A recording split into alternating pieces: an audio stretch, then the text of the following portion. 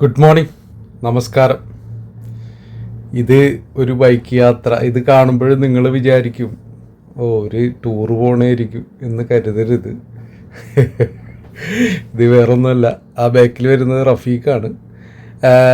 ഞങ്ങൾ രാവിലെ പ്രഭാത നടത്തം കഴിഞ്ഞ് നിൽക്കുമ്പോൾ മീൻ വാങ്ങാൻ പോകണമെന്ന് പറഞ്ഞിട്ടുള്ളൊരു ആഗ്രഹം ഹബീബ് പ്രകടിപ്പിക്കുകയുണ്ടായി. അപ്പോൾ മീൻ മേടിക്കാൻ വേണ്ടിയിട്ട് നമ്മൾ നടക്കാൻ പോകുന്നത് ഹൈക്കോട്ട് ഭാഗത്താണല്ലോ, അബ്ദുൽ കലാം മാർഗിലാണ്. അപ്പോൾ അവിടുന്ന് കുറച്ചല്ലേ ഉള്ളൂ വൈപ്പിൻ മറ്റേ കാളമുക്ക് ഹാർബറിലേക്ക് പോകുന്ന വഴി. ഒരു കൗതുകത്തിൻ്റെ പുറത്ത് എടുത്തൊരു വീഡിയോയാണിത്.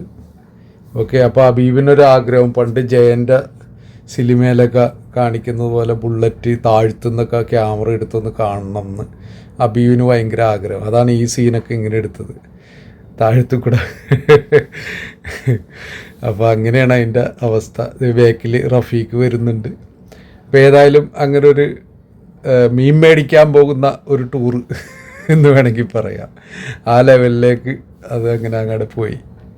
അപ്പോൾ ഏതായാലും വലിയ വലിയ കട്ടറയും ചാടുന്നുണ്ട്. പിന്നെ കാറ്റ്, ഭയങ്കര കാറ്റാണ്. ഹബീബിൻ്റെ വിചാരം എന്താ വെച്ചാൽ സ്പീഡിൽ ഓടിച്ചാൽ മാത്രമേ ആ ഒരു വീഡിയോക്കൊരു ഗുമ്മുണ്ടാവുള്ളൂ എന്ന് വിചാരിച്ചിട്ട് അവനെന്തോ 60-70 സ്പീഡിലാണ് പോണത്. ഈ 60-70 സ്പീഡിലൊക്കെ പോകുമ്പോൾ കാറ്റും കൂടെ പിടിക്കുമ്പോഴുള്ള അവസ്ഥ, ക്യാമറയൊക്കെ തെറിച്ചു പോകുമെന്ന് ഞാൻ ഇടയ്ക്ക് പറയുന്നുണ്ട്. അപ്പോൾ സ്പീഡ് ഇടയ്ക്കൊന്ന് കുറക്കും. പിന്നെയും ജയൻ്റെ സ്റ്റൈലിലൊന്ന് എടുക്കണമെന്നൊക്കെ പറയാറുണ്ട്. ജയൻ്റെ സ്റ്റൈലിലൊക്കെ എടുത്ത് വരുമ്പോഴത്തേക്കും ചിലപ്പോൾ അവിടം വരെ എത്തൂല ക്യാമറ. അതൊക്കെ കുറച്ച് ഒഴിവാക്കി. ഏതായാലും ഒരു മീൻ വാങ്ങാൻ പോകുന്ന യാത്രയായിട്ട് ഇതിനെ നമുക്ക് കണക്കാക്കാം.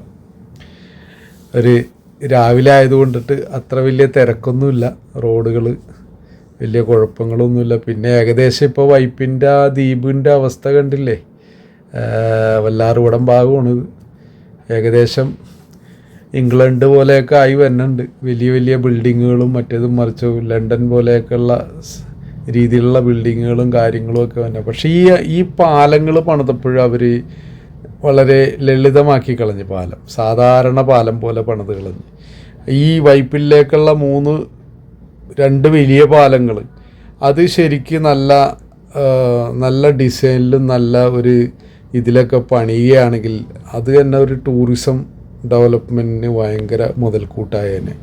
എറണാകുളം വരുന്നവർ ഇപ്പോൾ ലണ്ടൻ ബ്രിഡ്ജ് പാലവും അങ്ങനെയുള്ള കുറേ പാലങ്ങളൊക്കെ നമ്മുടെ മനസ്സിലേക്ക് ഓടി വരുന്നില്ല എന്ന് പറഞ്ഞ പോലെ അതൊരു മാതൃകയായിട്ട് നല്ലൊരു